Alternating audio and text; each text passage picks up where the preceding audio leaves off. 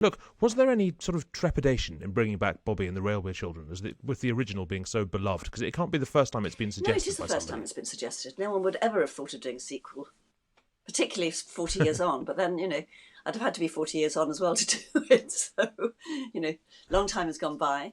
I thought the idea actually was rather a wonderful one because it acknowledges the film, but it's completely separate from the film, and it tries to, Mm. and I think succeeds to use very much the spirit of the piece and what Lionel was doing with E. Nesbit's story, and it's seen from the children's point of view, which is always wonderful because it's the children tend to see, young people tend to see things very clearly. It's things are either good or bad, and these children are trying to understand why the war and what's going on, and very particularly there's a young boy that they come across, a young man who's in Mm. the army, who's been treated very badly because he's part of a segregated American force.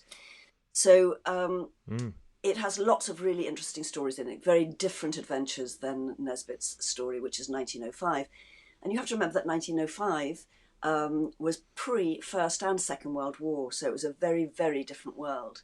And to have an opportunity to see what time does to us all, I think is a really quite exciting thing. And as far as Roberta is concerned, 1905, she's a child still, and in this film she's the grandmother, and I know with my own life that you look at time in a very different way and you see things come round in cycles and you see your own child grow up, and now I've got a grandchild, so it's very much that same sort of thing, looking at different times. And she will have come, as I say, from the First and Second World War. I felt very strongly through the First and Second World War, I felt very strongly that a lot of people really loved Lionel's film, and the character in it would need to have lived those years. And although it's not a big role Yeah. really that I play in the film, it's really a link to the past. Oh, but it's such a pivotal role. I mean, presumably producers thought it was. I mean, would it even would the film even have happened if you weren't there in the role? Presumably, they thought it was essential to have you there, because you're so much you're Yeah, the link and you're I the think it would backbone. have happened. They could have had someone else play Bobby and refer to that and be there. But I mean, yes, it has it carries something else. I mean, we had very much hoped that Bernard Cribbins would join as well, which would have been a Of wonderful, course, wonderful thing. And who played yes, he Station played Master Perks, Pertz and in the it original. was so Yes, delightful. And just to have him there, back in the station would have been really lovely. But the point being that as that time has gone by, what I personally felt was that it was important to acknowledge that a life had gone on in between and find out what that life was. And even though one doesn't have time within this film to look at it, for me as a character, you know, I talked with Gemma Rogers and Matthew, the director, Morgan, the director, about what would have happened to her from that age, mm. and we decided that she was very much someone who wanted to make make a better world, and she would have joined the suffragette. She would have been a suffragette, and she probably would have been affiliated with all sorts of societies, doing liberal things and helping people, and probably a magistrate and writing articles and making changes. So that was kind of what one Yeah. brought to it. But it is about these other children, and they are delightful. I mean, Beau, as a sort of the Bobby character, kind of taking over, and all of them were just delightful and played beautifully, and it's very honest, very real. It feels very real, and it's different because they're in a different time. Uh, Hmm. and one of the things that I felt that kind of has a thread through is Mother, in a way, in The Railway Children in 1905, could do very little about her husband being taken away and what was going on. She's a woman of that period and has very little power to do anything. Roberta is trying to find where that power lies and is moving on. When it gets to 1940, of course, women are taking on quite different roles, and one can see this character that Beau plays being the young woman who would be in the future the feminist. The idea of children as well, effectively. children in the countryside effectively as evacuees. It fits so naturally into the 1940s. Of course it does. It's a wonder it hadn't been done in those terms before. But I guess there's an extra poignancy at the moment when we think about Ukraine and refugees from there. Has that struck you Yes, since because when making we the made film? the film, it was well before the war started. And then when I Mm, saw the film put together for the first time, the opening sequence of the children being sent away by their parents on trains, and basically they're like the refugees. I mean, and they're about to become, separated from their home, separated from everything, and you see the bombed out city, Manchester, which they're coming from, and it did absolutely bring to mind what we're seeing on the news. So yes, it really does touch on that. mm. Yeah, no, it's a sort of it's powerfully redolent of watching it. And in the film as well, your daughter Annie is played by Sheridan Smith. How do you go about building a mother daughter relationship on camera? Is that easy Um, to do? you need to just find out how you relate to one another and make decisions about what your relationship might have been. And of course, there's a lot there in the script, and I think the fact that they've come from different periods um, shows up at different points of view. Again, looking back to Bobby and a kind of optimistic view coming from before the wars, thinking that, as Mother said in The Railway Children, it's all going to turn out all right in the end. Everything's going to be all right, and that was very much Nesbitt's kind of view of the world, that it would be all right. And in 1944, you don't know that it's going to be all right. I mean, today we don't know it's going to be all right, but Mm. one has to live with that. And I think that was what we played with in the relationship between the mother and the daughter. Her trying to be very pragmatic and seeing what the circumstances were and the possibilities of it not being good. Her husband's away at war. Maybe he wasn't Mm. going to come back. And her mother saying all the time, no, Yeah. it'll be fine, everything will be all right, which is just very different. So what we found was a kind of a little bit of a, that they had a go at one another in a way because of their different points of Hmm. view. It's sort of Yeah. irritating when you have someone Different. who's kind of positive all the time, and you just know that positive thing is just isn't real. It sounds a lot like my life. A lot of people are Look, like that. there are huge. Well, yes, there are huge themes here of war and death and racism and separation, and dealing with them all in a what is essentially a very family friendly film. That's a challenge, right? Yes, it does it very lightly. It does it very honestly. But it is a children's film, so you're constantly seeing it. It's interesting the way Morgan directed it, because it does feel like they're watching it, taking it all in, but it is partly an adventure. And Mm. they don't feel so threatened by it because they're willing just to take it on as children. Do you know what I mean? Absolutely, yeah.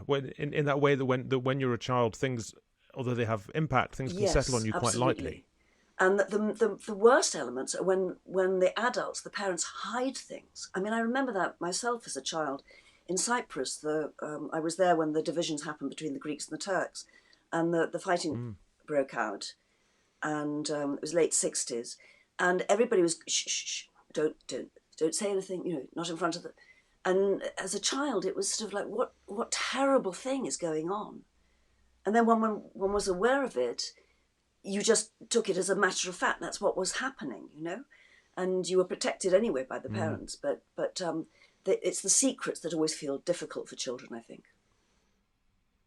Yeah, completely. There's the kind of the really significant, well, one really significant theme here is about, obviously, about black American GIs based in Britain during the war, and the racism and attacks they had to endure largely from other US personnel and military police, and this is obviously based on real World War II stories like the Battle of Bramber Bridge Exactly. in Lancashire Absolutely. and so on. I thought it was such a clever thing to do in the film, because it broadens the appeal of the film. Not that the film would have narrow appeal otherwise, but it also tells a really important story. I mean, it must have just been a sort of a wonderful thing when you realised that was going to be part of the film. Yes, absolutely. It's the biggest adventure they could have, which is just to discover something about humanity that is so peculiar. What Mm. it just seems so baffling, particularly to a child, that why would you? Why are people making a difference here? Why is this happening? And of course, in the UK, we hadn't had segregation. But what people didn't realise is that in the States, it was still enforced. I mean, in the services, there was segregation and it was enforced. That's why when they came to the UK, they requested that all of the pubs, all of the public places would not allow black soldiers and white soldiers to mix. And people in the UK were sort of up in arms about it. This is not the way we are. And a lot actually just said, no, we're not going to do that. And of course, that creates problems. And this is what the children look at and are astonished by it, because they don't see why there should be a problem. As children, As children, always are. exactly. They see things very clearly. Yeah. Yeah, absolutely. Look, being sort of filmed in Yorkshire, remarkably, so many locations have sort of have barely changed. It must have been remarkable for you being there. I mean, did you feel transported back in time? Yes, absolutely. All the time? I have been back there in between, and there's always the sense of the very first time I ever stepped on that station, which actually was when I was 14, before making Lionel Jeffries' film, because I did it for the BBC. I played Roberta for the BBC as well before that, so that was about 3 years before. And the station stays the same. And what was lovely about going back this time is the first day I was on the station, the driver waves out the window, the train driver, and as I go over, and he said, I drove the train when in 1970. Oh my goodness. He said, and here's my daughter. His daughter was 40. And I realised she hadn't been born when we did the film. And she was the first woman to be driving those steam trains up on that that Worth Valley Railway line. So it's a lovely connection to time. You must, yes, you feel in many ways that time has stood still. You also look at it in a nostalgic way because you think of all the things that have happened in between. Yeah, but from what you were talking about before, there's a sort of wonderful parallel there of you looking back on your experiences when the TV series and the film was made, and Bobby looking back on her own experiences with an obviously identical span of time. That's what was in a way what was fun about doing it as well. Railway Children has not shaped my career because it came when I was very young, and then I went away from it for many years, but it has been such a big part of my life that it is, to revisit it is a delightful thing. And you revisit it in different ways and you see it again in different ways, seeing it today in the world we're in right now.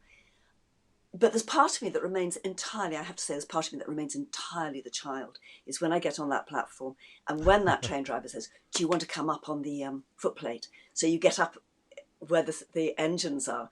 I am just so excited by that. And also going in the old carriages and shunting up and down the line. And I just love all that. I'm completely a child when it comes to going on the trains. You were a child star who was not subsequently defined as having been a child star, which is a neat trick to pull off. How do you? I mean, the cultural footprint of your role as Bobby. How do you enjoy the thought of that, or is it sometimes been more of a more of a burden? No, burden absolutely. Is wrong, but you know what I mean. It could have been in a different time. I mean, what happened? The film was made before videos and DVDs and all the rest of it, so the film came and went. And I had done Walkabout before that, and then Walkabout came out after that. And then I went into the theatre, and that was it. I left all of that behind, and then I went to America and ended up. The first thing I did there was Logan's Run. So I made that move quite. Well, not easily, because that whole theatre period was about bridging that gap for me. It was about, making those changes in my life and actually getting to understand what I was actually doing, because I never really had a training as an actor.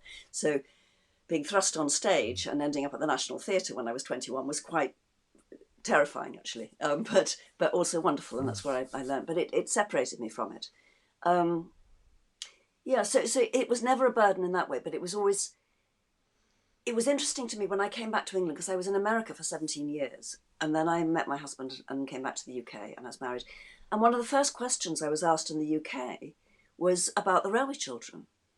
And I thought, goodness me, that's interesting. That's going back, 30 years or whatever at that time, or 20, whatever it was. Anyway, Time is so weird. Anyway, I was asked about the Railway Children, and I just realised then that, of course, it had had a new life, because since making the film, it had then come out on television as a sort of an annual Christmas film that used to be shown, and then it was on DVD, and so generations, as opposed to one lot of people seeing it, suddenly there was a generation growing up with it, and another generation. So I've grown up with a lot of people, and I think that's lovely too. It's interesting. Yeah. I mean, for No. me, what was very similar was Pollyanna. I mean, that was a film that just totally caught my attention when I was, very young, and stayed with me always. I just wanted to go back to Bernard Cribbins. Um, what you think he'd have made of the new film, and indeed what it was like working with him the first time around. It was such a joy working with Bernard Cribbins. He spent his entire time entertaining us. He would make up limericks and jokes and stories and sing songs. He always loved to be the entertainer. And it brought, it just was, it was lovely. It was very much, making the film was like being with the family. Lionel was very much the father figure, and Bernard was like a sort of wonderful uncle, and great fun. And he's kept in touch. He was one of those people. He would call me every birthday, and I would call him about charities or about doing other things or getting involved in something or other. And he was always there and very responsive. He was very, very good at keeping in contact with people. And it was, we really did hope that he would be able to join us, because he just would have given that little... I mean, the fact is that John Bradley actually, in so many ways, captured what Cribbins was about. So it was lovely, and the nod was there to him. So it wasn't a loss. But just personally, I would have loved to have seen him even just sitting in the station, just doing something entirely different, and just be able to wave to him, because it's a nod to the past. And he was, it was just not the time for him to do it. His wife was unwell at that point, and he just couldn't get involved. But he did ask about it, and he was interested in it, and he did ask how it was all going. But he'd done his own story about, someone had written a radio play actually about Perks, and Roberta turning up at the station with two Jewish refugees. So he had revisited that time in a similar way, funnily enough.